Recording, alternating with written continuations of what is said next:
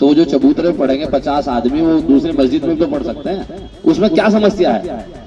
सबको यही बताइए, अंदर ही पढ़ेंगे। कोई आदमी आए, साहब 10 आदमी खड़े होकर छाती पीट रहे हैं, हाय हाय हाय साहब ईरान को मार डाला, ईरान को मार डाला। अरे भाई इतना वो है तो चले जाओ ईरान। कानून व्यवस्था नहीं संभलती तो इस्तीफा दे दो। इलाहाबाद हाईकोर्ट की इस एक टिप्पणी ने यूपी के प्रशासनिक गलियारों ने हड़कंप मचा दिया है।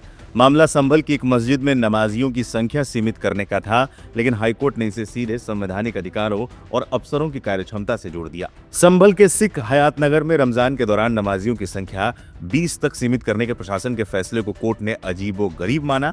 जस्टिस अतुल श्रीधरन और जस्टिस सिद्धार्थ नंदन की बेंच ने साफ कहा कि राज्य का कर्तव्य सुरक्षा देना है, पाबंदी लगाना नहीं। कोर्ट ने कड़े लहजे में कहा, अगर एसपी और कलेक्टर को लगता है कि भीड़ नहीं संभाल सकते तो उन्हें पद छोड़ देना चाहिए या तबादला करा लेना चाहिए। आइए अब जानते हैं उन जजों को जिनकी चर्चा आज देश भर में हो रही है। कौन है जस्टिस अतुल श्रीधरन? जस्टिस श्रीधरन को 2016 में मध्य प्रदेश हाईकोर्ट में नियुक्त किया गया था। वकील के रूप में वो वरिष्ठ अधिवक्ता गोपाल सुब्रमण्यम के साथ 5 साल तक जुड़े रहे थे।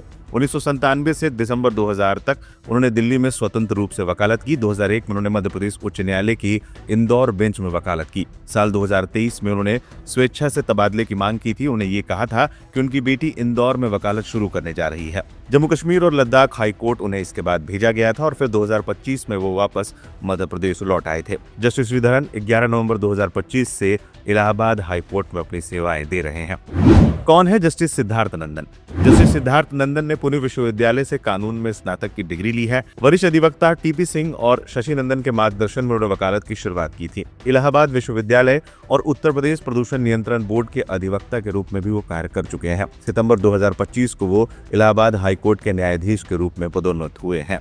संभल में सीओ की सख्ती हो या मेरठ में एसएसपी की पासपोर्ट जब्ती वाली धमकी, हाईकोर्ट ने अपने इस रुख से ये साफ कर दिया है कि पुलिसिया खौफ से संवैधानिक इबादत को रोका नहीं जा सकता। जैसा कि असदुद्दीन ओवैसी ने कहा, ये फैसला एक नजीर है ताकि पुलिस अपनी शक्तियों का बेजा इस्तेमाल ना करे।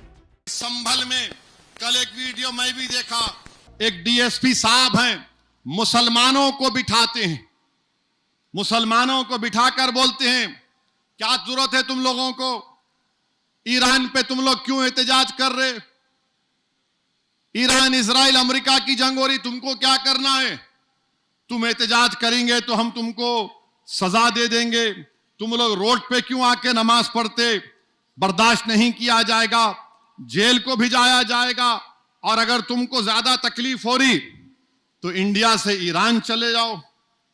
मैं उस डीएसपी साहब को बोलूंगा, यह मुल्क आपके बाप का नहीं है, हिंदुस्तान का आईन है, freedom of expression article 19 fundamental right है।